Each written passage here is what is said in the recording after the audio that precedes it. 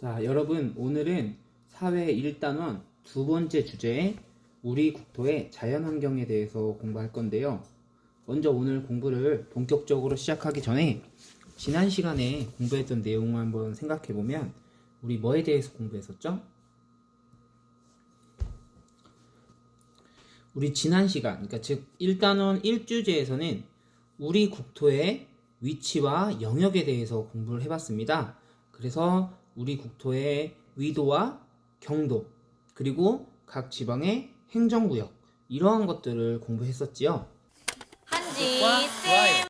이번 시간에는 우리나라 안으로 좀 더 자세히 들어와서 우리나라의 지형에 대해서 한번 공부를 해볼 겁니다. 이번 시간에 배울 학습 목표를 한번 알아봅시다. 우리나라의 지형을 살펴봅니다. 우리나라의 지형의 특징을 알아봅니다. 여기서 지형이라는 말이 나왔는데 이 지형이라는 말의 의미도 한번 알아보고 우리나라의 지형의 특징은 어떤지를 한번 살펴볼 건데요. 우리 그럼 이 두 번째 주제에서 그리고 앞으로 우리가 공부할 내용에서 도달해야 하는 성취 기준을 한번 살펴보겠습니다. 한지쌤. 이번에 우리가 공부해야 할 성취 기준은 우리나라의 기후 환경 및 지형 환경에서 나타나는 특성을 탐구한다. 그러니까 여러분들은 기후라는 것은 날씨를 의미해요. 우리나라가 갖는 날씨의 환경, 그리고 지형은 기본적으로 땅의 생김새를 이야기하거든요. 자세한 것은 우리가 교과서를 배우면서 좀 더 디테일하게 알 거지만 날씨와 땅의 생김새에서 나타나는 특성을 한번 알아볼 거예요. 그러면서 여러분들은 어떠한 목표에 도달해야 하고 여러분들이 어떠한 활동 그리고 어떠한 행동을 보여야 하냐면 바로 이겁니다. 우리나라 기후 환경 및 지형 환경의 특성에 대해 사례를 분석하여 설명할 수 있다. 여기서 중요한 것은 사례예요, 사례. 그러니까 여러분들이 우리나라의 기후 환경에 대한 구체적인 사례, 우리나라의 지형 환경에 대한 구체적인 사례를 분석, 설명할 수 있어야 됩니다. 설명. 그러니까 선생님이 이번 단원 그리고 이번 주제에서는 설명하라고, 즉 여러분들이 설명하는 동영상을 찍어서 위두랑에 올리라는 과제를 여러 번 내줄 거예요. 만약에 여러분들이 이렇게까지는 하지 못한다면 여러분 다음으로는 우리나라 기후 환경 및 지형 환경의 특성을 설명할 수 있다. 위에 이 평가 기준과 비교해 보면 여기에는 사례를 분석하는 게 없죠. 그러니까 구체적인 사례는 들 수 없지만 그래도 우리나라 환경의 특성을 설명할 수 있다. 그러면 중이고요. 우리나라의 기후 환경 및 지형 환경을 구별하여 제시할 수 있다. 즉, 이런 거는 기후 환경이야. 이런 거는 지형 환경이야. 라고 구별할 수 있으면 하예요. 하지만 여러분들 우리가 결국에 도달해야 할 목표는 바로 이 상이죠.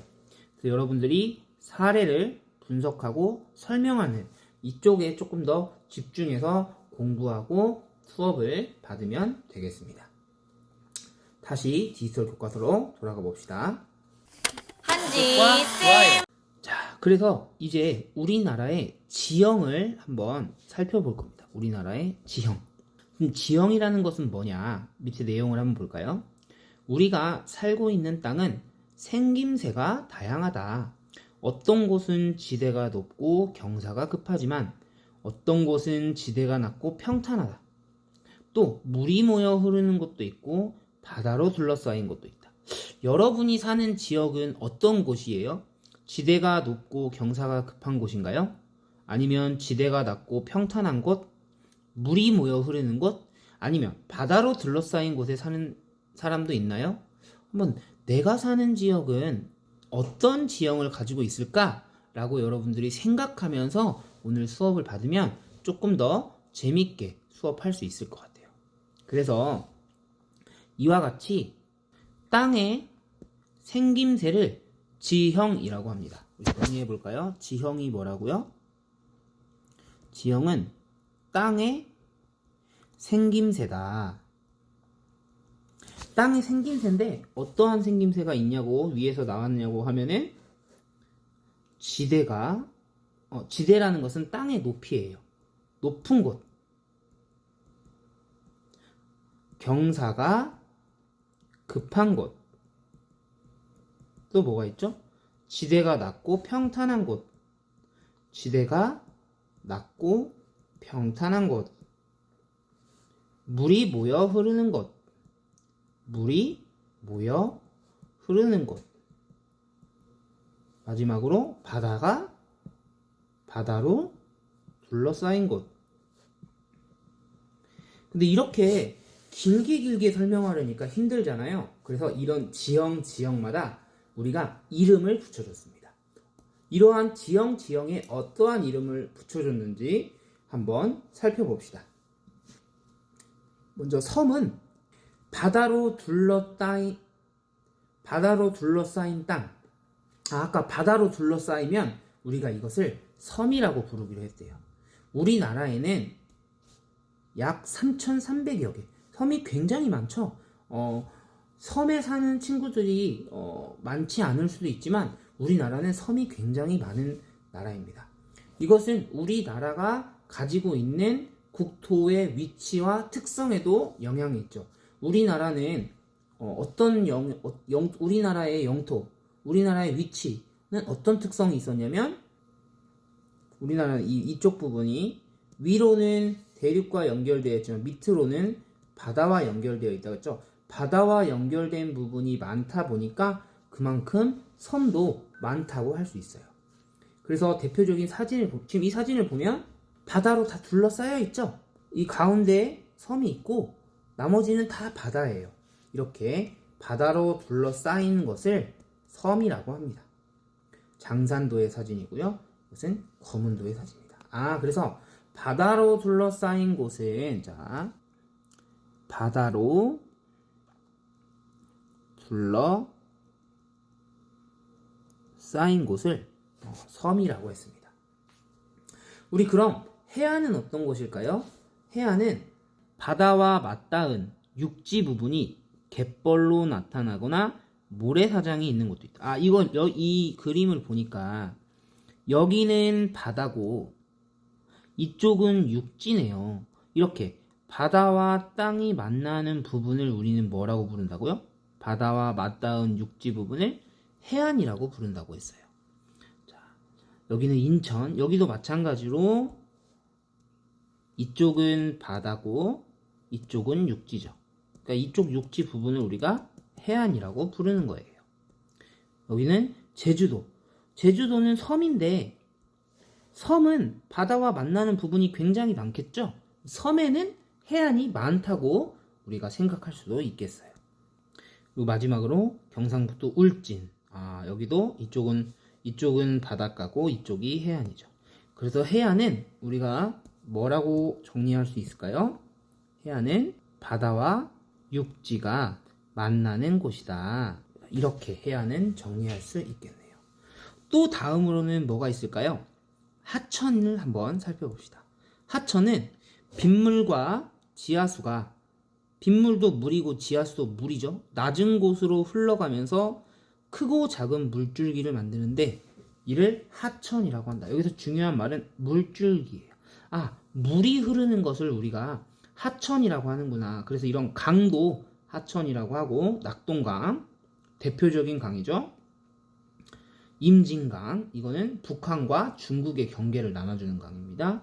섬진강, 이런 식으로 물이 모여서 흐르는 곳을 하천이라고 합니다. 이렇게. 그래서 하천이라는 곳은 물이 모여서 흐르는 곳, 하천이라고 합니다. 다음 평야는 어떤 곳일까요? 평야는 하천 주변으로, 대부분 평야는 하천 주변에 있나 봐요. 넓고 평평한 땅, 넓고 평평한 땅을 우리가 평야라고 합니다. 평야는 하천도 있으니까 물도 풍부하고 땅도 넓으니까 농사짓기가 좋겠죠. 그래서 이렇게 김제평야, 김해평야, 철원평야, 김포평야 등이 있습니다. 우리가 정리해보면 평야는 평평한 땅을 우리가 평야라고 할 수 있겠어요. 마지막으로 산지는 어떤 곳일까요? 산지는 높은 산들이 모여 이룬 지형. 땅의 높이가 높은 곳과 낮은 곳의 차이가 크다. 그러니까 땅이 불룩불룩 쏟아있는 산이에요, 산. 그래서 산지는 강원도에도 있고 지리산, 묘향산, 북한산. 여러분이 사는 곳 주변에는 어떤 산이 있나요?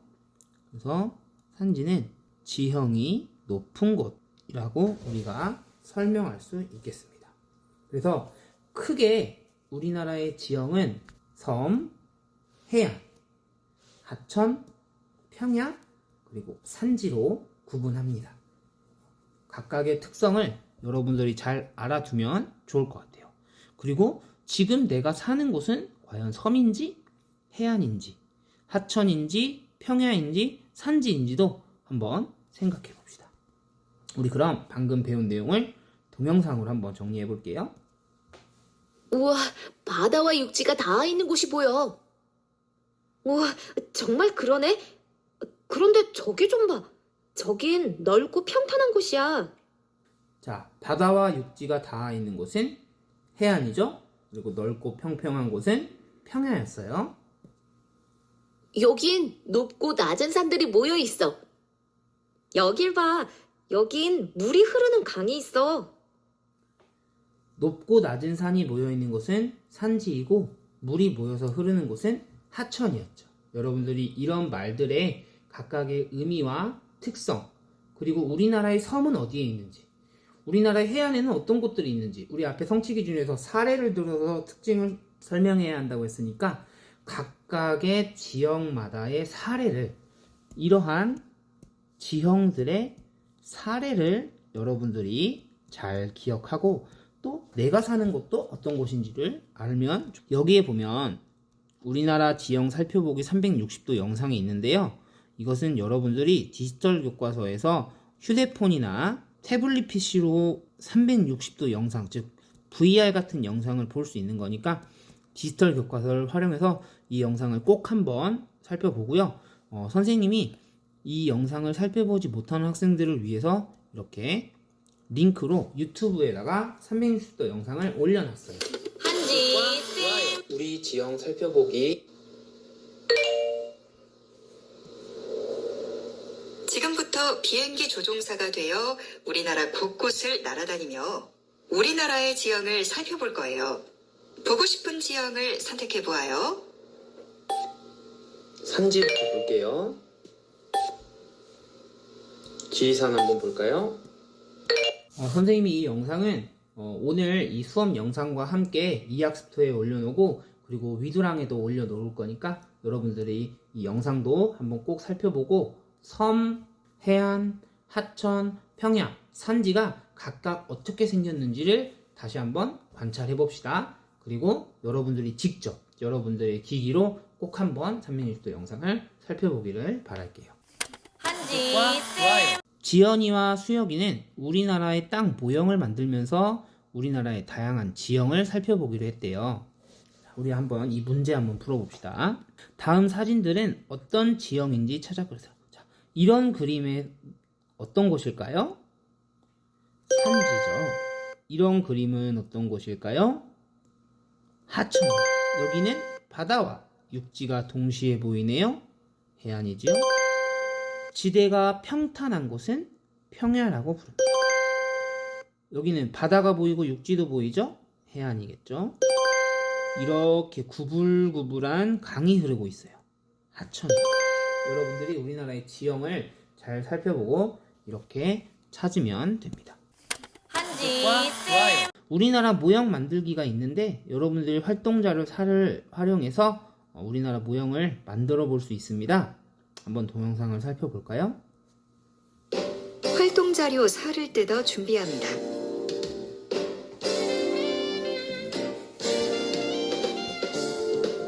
서해과부도 56쪽을 보며 땅의 높낮이를 확인합니다. 주요 산맥에는 밤색 점토를 붙입니다.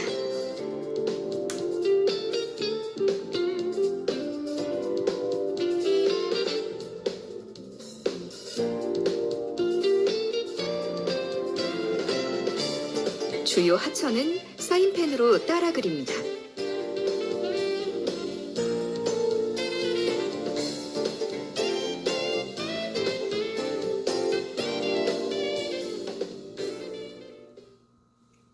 이런 식으로 우리나라 땅 모형 만들기도 해서 여러분들이 사진을 찍어서 이학습터와 위두랑에 올려주면 좋겠습니다.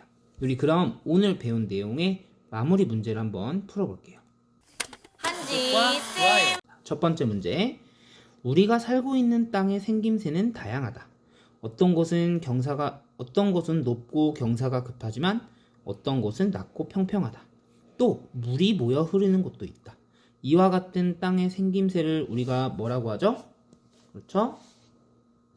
지형이라고 합니다. 다음 문제.